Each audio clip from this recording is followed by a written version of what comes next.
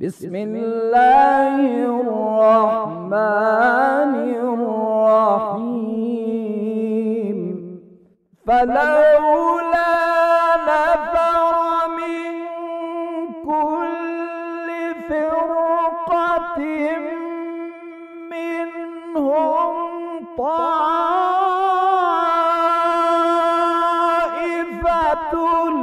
ليتفقهوا في الدين ولينذروا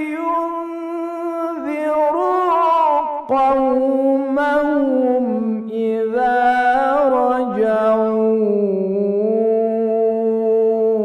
إليهم لعلهم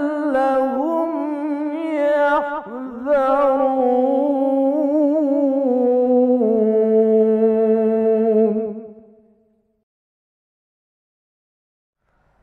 أعوذ بالله من الشيطان الرجيم. بسم الله الرحمن الرحيم. الحمد لله والصلاة والسلام على رسول الله وآله وأصحابه حجة الله أما بعد। আজকে আমরা অজুর বিষয় নিয়ে আলোচনা করব। অজু কিভাবে করতে হয় তা আমরা বলেছি। অবশ্য আত্মিক পবিত্রের জন্য নামাজের জন্য অজু করতে হয়, কিন্তু সে অজু সাধারণত আমরা যেটা আলোচনা করেছি যে অজুর চেহারা এবং হাত ধুতে হয় এবং মাথা এবং পা মাসেহ করতে হয়। কিন্তু এই ধোয়া এবং মাসেহ করার মধ্যে আমরা দু পদ্ধতিতে ধুতে পারি। এক, যা আমরা সচরাচর করে থাকি, যে পানি নিয়ে পানি ঢালি কোনো পাত্র থেকে বা কল থেকে বা পুকুর থেকে, হাউস থেকে, এভাবে করাকে বা নিয়মানুসারে ক্রমানুসারে যে করা হয় তাকে তারতিবি ওয়াজু বলে। আরেকভাবে আমরা করতে পারি ইরতিমাসি। আজকে আমরা সেই ইরতিমাসি ওয়াজু অথবা ক্ষত হয়ে গেলে, বিক্ষত হয়ে গেলে, জখম হয়ে গেলে তখন কি উপায়ে কিভাবে ওযু করতে হবে আমরা সেটা নিয়ে আলোচনা করব। তারতিবি সাধারণ যেভাবে ওযু করা হয়, কিন্তু ইরতিমাসির অর্থ হচ্ছে গিয়ে যে পানির মধ্যে ডুবিয়ে দেয়া, অর্থাৎ চেহারা কিংবা হাত আমাদের ধুতে হবে। তো পানি ধোয়ার নিয়ত করে, ধোয়ার উদ্দেশ্যে পানির মধ্যে চেহারাকে, বলেছিলাম যে যেখান থেকে চুল বের হয় কপালে, এবং ওখান থেকে পানির মধ্যে ডুবিয়ে দিতে হবে নিয়ত করে, এবং পানি থেকে বের করাকে ইরতিমাসি বলে। কিন্তু কথা হচ্ছে, অথবা পানিতে ডুবিয়ে বের করার সময় নিয়ত করবে। কথা হচ্ছে গিয়ে যে আমরা বলেছিলাম যে প্রত্যেকটা জিনিসের জন্যে ক্রমানুসারে একটার পর একটা করতে হবে, এবং অজুর ক্ষেত্রে বলেছিলাম যে অজু অবশ্যই উপর থেকে নিচের দিকে হতে হবে। সেটা হাত হোক উপর থেকে নিচের দিকে, বা চেহারা হোক কপাল থেকে চোয়াল পর্যন্ত। তো যেহেতু ইরতিমাসিতে আমার চেহারা বা হাত ডুবাতে হবে, এখানে দুভাবে আমরা এই কাজটা করতে পারি।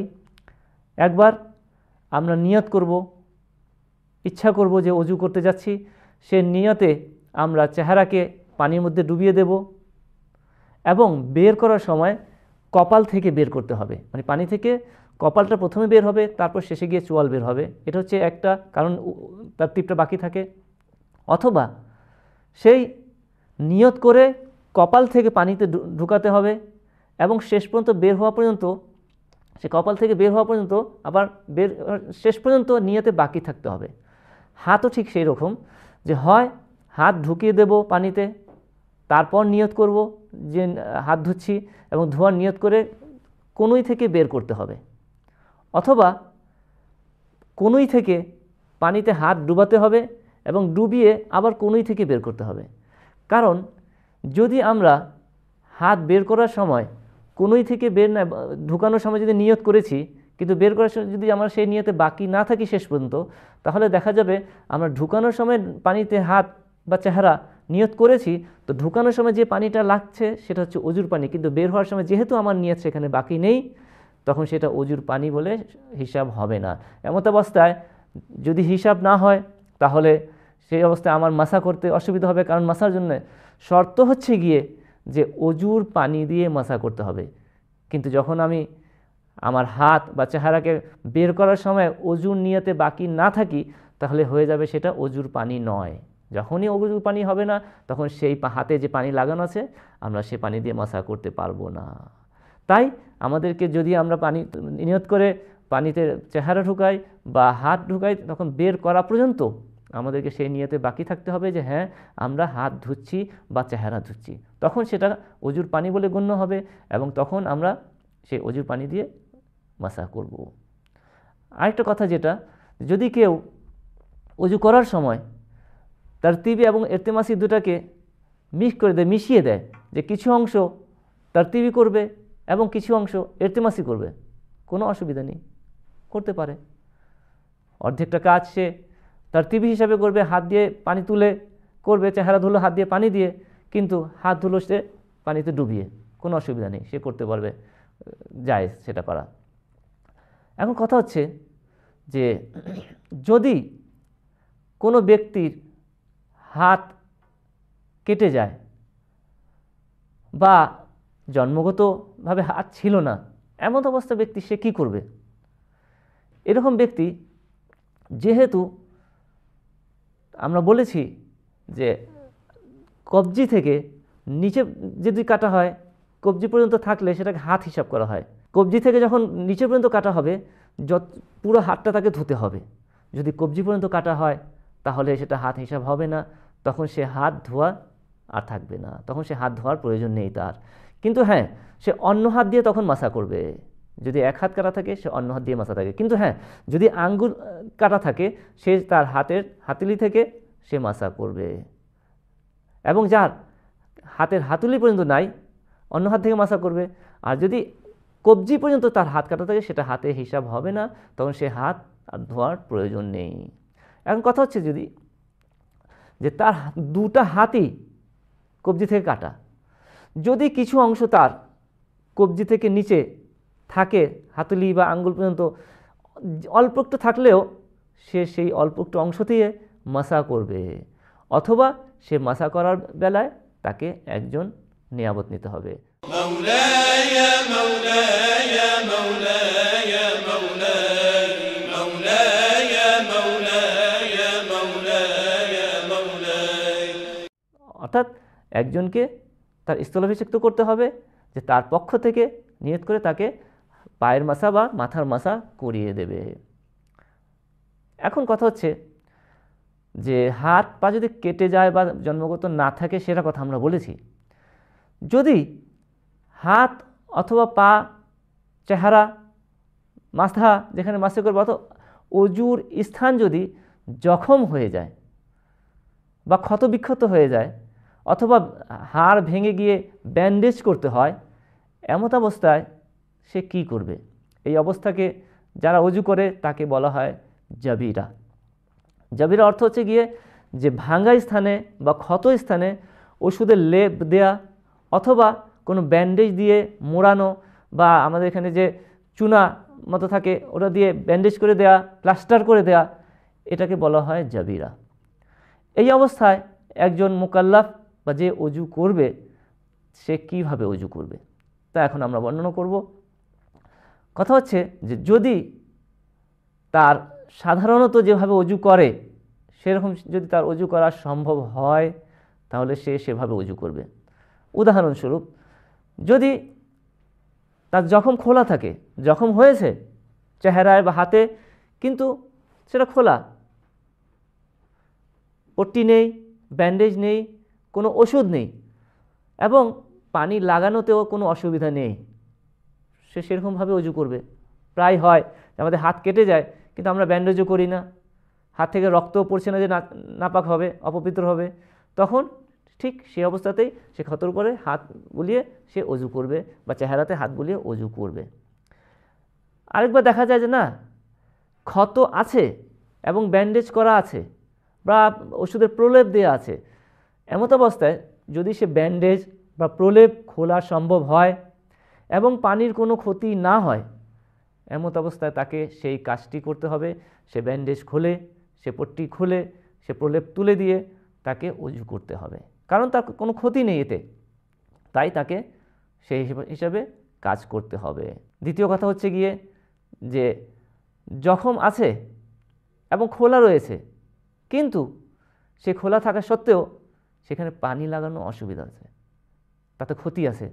ডক্টর বলেছে বা নিজে সে বোঝে যে আমার ক্ষততে যদি পানি লাগানো হয়, চেহারাতে হোক বা হাতে, তখন সে পানি লাগানোতে তার ক্ষতি হবে।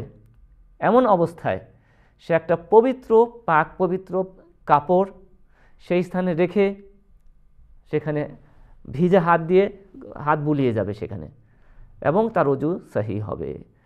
কিন্তু এমন ক্ষত যেখানে কাপড় লাগানো সম্ভব না, হয়তো কাপড় জড়িয়ে যেতে পারে, অসুবিধা হতে পারে, ক্ষতির কারণ হতে পারে, সে কাপড় খোলা কিন্তু কাপড় লাগানো সম্ভব নয়, অনেক সময় পুড়ে যাওয়ার পর এমন অবস্থা হয়, সে অবস্থায় সে হাতে পানি নিয়ে সে ক্ষতর স্থানে, চেহারায় হোক বা হাতে, সে ক্ষতর আশপাশের স্থানটা ধুয়ে নেবে এবং ক্ষতটা সেভাবে ছেড়ে দেবে, এতে ওয়াজু যথেষ্ট হবে, সেটাও জাবিরাতে শামিল হবে। তৃতীয় কথা হচ্ছে গিয়ে যে এটা হচ্ছে গিয়ে যে হাত এবং চেহারার কথা বলেছি ধোয়ার সময়, কিন্তু এই ক্ষত যদি মাথার অথবা পায়ের মাসের স্থানে হয় তখন কি করবে? যদি ক্ষত মাসার স্থানে হয়, আবার একই কথা, যদি তাতে হাত বুলানো সম্ভব হয়, মাসা যদি খোলা থাকে, হাত বুলানো যদি সম্ভব হয়, সে হাত বুলিয়ে মাসা করে নেবে। পানি যদি কোনো ক্ষতি না করে, সে এমত অবস্থায় সে হাত বুলিয়ে মাসা করবে। কিন্তু যদি পানি ক্ষতি করে এবং তাতে হাত বুলানো ক্ষতিকর হয়, তখন সেখানে একটা কাপড় নিয়ে, কাপড় রেখে সেটার উপর মাসা করবে। যদি মাসে করা সম্ভব না হয় কোনো অবস্থাতেই, তখন সে তায়াম্মুম করবে, তখন তার জন্য ওয়াজু প্রযোজ্য নয়, তখন সে ওয়াজু করবে। তবে ওলামায়ে কেরাম, মুজতাহিদিনে কেরাম বলেছেন যে এই তায়াম্মুম করার সাথে সাথে একটা অজু করাও তার জন্যে শ্রেষ্ঠ, ভালো। কিছু আরও প্রশ্ন রয়েছে যে অজু যখন করবে একজন ব্যক্তি, সে জানে না যে তার দায়িত্ব এখন অজু করা না তায়াম্মুম করা, কারণ সবাই সব মাসলা মাসাইল থেকে অবগত নন। এমন এক লোক যার চেহারায় বা হাতে বা মাথায় বা পায়ের উপরে যেখানে মানে অজুর অংশে তার ক্ষত হয়ে গেছে, এমত অবস্থায় সে জানে না যে তার দায়িত্বটা এখন কি, সে অজু করবে না সে তায়াম্মুম করবে। এই অবস্থায় তাকে অবশ্যই দুটা করতে হবে, তাকে তায়াম্মুমও করতে হবে, তাকে অজুও করতে। ঠিক কীরকম অবস্থা? যেন আমরা পূর্বে আলোচনা করেছি যে একজন মুহতাত সে এহতিয়াতের বেলায় কখনো কখনো একটা কাজকে তাকরার করে, ঠিক সেই অবস্থা। সে যেহেতু জানে না যে অজু করবে কিংবা তায়াম্মুম করবে, এমন অবস্থায় তাকে দুটো কাজই করতে হবে। দ্বিতীয় কথা হচ্ছে গিয়ে যে যদি কোনো ব্যক্তির হাত অথবা আঙ্গুল যদি ক্ষত বিক্ষত থাকে, সে যদি কোনো অংশ বেঁচে থাকে, সে এবং সে ক্ষতবিক্ষত থাকার কারণে হাতে ব্যান্ডেজ ছিল বা প্রলেপ ছিল, সে তার উপর থেকে হাত বুলিয়েছিল ধোয়ার সময়, তখন সেই হাতের পানি যেটা কাপড়ে বা ব্যান্ডেজে লেগে আছে সেটাই দিয়ে মাথার অথবা পায়ের অথবা পায়ে করতে হবে। যদি সে হাতে কাপড়ে পানি না থাকে, তখন পূর্বে যা বলেছি যে চেহারার বা হাতের অন্য কোনো অংশে যদি পানি থেকে থাকে, সে সেই পানি হাতে নিয়ে তাকে মাসাহ করতে হবে। এখন কথা হচ্ছে যে এমন ক্ষত, এমন জখম যে আল্লাহ না করুক অ্যাক্সিডেন্ট করেছে বা ছাদ থেকে পড়ে গেছে, বিভিন্ন জায়গায় জখম হয়ে গেছে, তার পুরো চেহারায় কোথাও জখম হয়েছে, কোথাও জখম হয়নি, বা হাতে কোথাও জখম হয়েছে, কোথাও জখম হয়নি, বা মাথায় বা পায়ে যেখানে মসে করবে সেখানে কোথাও জখম হয়েছে, কোথাও জখম হয়নি, মানে কয়েকটা জখম একসাথে চেহারায়, কয়েকটা জখম একসাথে হাতে। এমন ব্যক্তি কি করবে? এমন ব্যক্তি যে স্থানগুলোতে খালি জায়গা রয়েছে, সে খালি জায়গাগুলোতে খালি হাতে পানি তার কাজটা সারবে, অথবা যে স্থানে প্লাস্টার লাগানো, পট্টি লাগানো, সে সেই স্থানে সেই জাবিরার যে হুকুম বলেছি সে সেই হিসাবে কাজ করবে। এখন কথা হচ্ছে যে যদি সমস্ত অংশ, অজুর যে অংশ, চেহারা, 2 হাত, মাথা এবং পা, পুরো শরীরটা যদি তার জখম জখম থাকে এবং অজুর কোনো স্থানও খালি না থাকে, তখন কি করবে? তখন সোজা কাজ, তাকে তায়াম্মুম করতে হবে। যদি কিছু অংশ জখম থাকে, কিছু অংশ খোলা থাকে, তাহলে তার হুকুম সে জাবিরার হুকুম। যে অংশগুলো তার জখম আছে, দেখা গেল যে একটা হাত তার জখম, সে জাবিরার হুকুম আঞ্জাম দেবে সে হাতে, বা চেহারার যখন হাত দুটো ভালো আছে, সে চেহারায় সে জাবিরার হুকুম আঞ্জাম দেবে। কিন্তু যদি তার শরীরে জাবিরার অংশ বেশি হয়, দেখা গেল যে বেশিবার অংশ তার ক্ষত, তাহলে তাকে এহতিয়াত ওয়াজিব হচ্ছে, তাকে তায়াম্মুম করতে হবে এবং একটা ওযু করতে হবে। অথবা সে যদি বেশিবার অংশ তার জখম থাকে, তাহলে তাকে তায়াম্মুমও করতে হবে এবং ওযুও করতে হবে। কোনো অবস্থায় দেখা যায় যে হাতে বা চেহারায় বা মাথায় বা পায়ে যেখানে অজুর স্থান, সেই স্থানে জখম হয়তো অল্প হয়েছে, দেখা গেল হাতের কোনোই থেকে হাতের হাড় ভেঙে গেছে বা সরে গেছে, সেটা বাঁধার কারণে পুরো হাতটাকে বাঁধতে হচ্ছে যাতে না নড়ে। হয়তো শুধু কোনোইটা বাঁধলে হতো, কিন্তু তার পুরো হাত বাঁধা, তার সারা হাতে কোনো অসুবিধা হয়নি, কিন্তু যেখানে ক্ষত বা যেখানে ভেঙে গেছে তার চেয়ে বেশি অংশটা তাকে বাঁধতে হয়েছে, তখন সেই অবস্থায় তার জাবিরা চলবে না, যেহেতু তার জখম স্থান বা ভেঙে যাওয়ার স্থানের অধিক পরিমাণ তার ক্ষত হয়েছে, তাই তাকে তায়াম্মুম করতে হবে। আসসালামু আলাইকুম ওয়া রাহমাতুল্লাহি ওয়া বারাকাতুহু। اللهم تفضل على علمائنا بالزهد والنصيحة، وعلى المتعلمين بالجهد والرغبة، وعلى المستمعين بالاتباع والموعظة، برحمتك يا أرحم الراحمين.